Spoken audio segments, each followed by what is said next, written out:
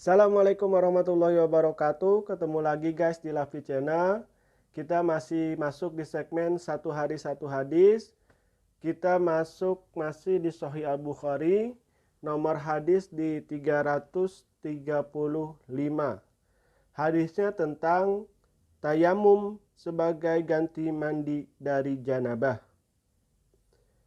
An Imran ibnu Husain al-Khuzai'i anna Rasulullah sallallahu alaihi wasallam ra'a rajulan mu'tazal lam yusalli fil qaum faqala ya fulan ma mana'aka an tusalli fil qaum faqala ya Rasulullah asabatni janabah wala ma'a qala alaika bis-sa'idi fa innahu yakfika. Dari Imran ibnu Husain al-Khuzai bahwa Rasulullah Shallallahu Alaihi Wasallam melihat seorang menyendiri dan tidak ikut sholat bersama orang-orang. Beliau lalu bertanya, wahai fulan, apa yang menghalangi kamu untuk sholat bersama orang-orang? Maka ia menjawab, wahai Rasulullah, aku mengalami janabah dan tidak ada air. Maka beliau bersabda, gunakanlah tanah dan itu sudah cukup bagimu. Pesan hadis, jika Anda dalam keadaan berhadas besar atau berhadas kecil, kemudian masuk waktu sholat dan Anda ingin menunaikan sholat, namun tidak menemukan air untuk bersuci, maka hendaklah bertayamum. Maka luar biasa sekali pesan dari hadis ini bahwa begitu indahnya agama Islam. Tidak untuk diturunkan mempersulit umat yang mengikutinya. Justru adanya Islam ini adalah untuk mempermudah kita untuk mendekatkan diri kita kepada Allah Subhanahu wa taala.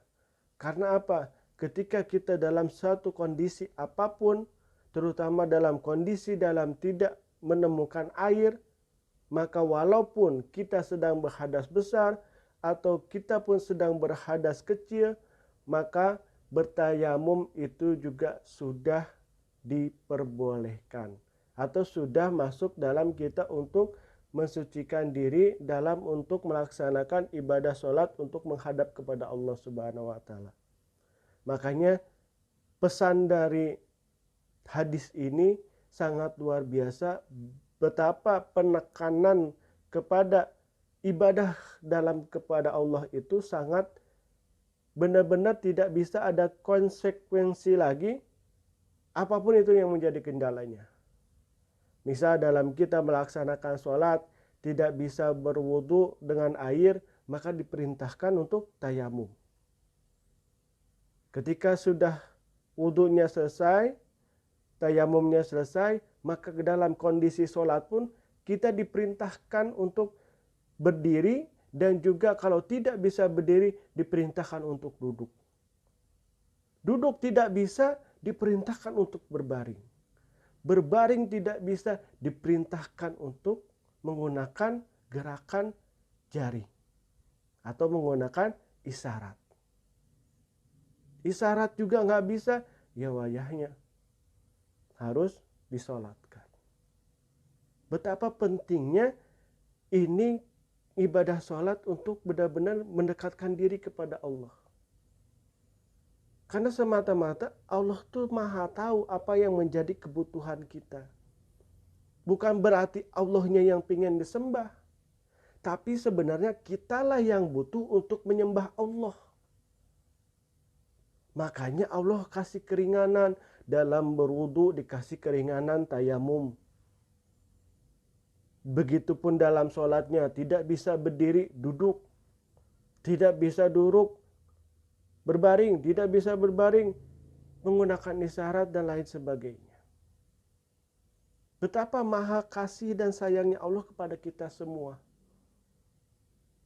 Mumpung kita sudah berada di agama Islam, kita menjalankan agama Islam, manfaatkanlah apa yang menjadi kemudahan-kemudahan yang telah Allah berikan kepada kita. Tentu dengan syarat dan ketentuan yang berlaku. Misal kondisi sedang ada air, kita malah tayamum, ya enggak gitu juga gitu. Tapi bagaimana ketika kita dalam perjalanan atau misalnya jarak kita jauh, kalau untuk berhenti mungkin akan membuang waktu yang lama, maka bisa dilaksanakan tayamum. Jadi seperti itu. Mudah-mudahan dengan apa hadis ini yang saya sampaikan, mudah-mudahan bermanfaat untuk semuanya. Ini adalah cara kita untuk mempermudah bahwa Islam itu bukan untuk mempersulit dan mengatur-ngatur kita untuk biar kaku. Tidak.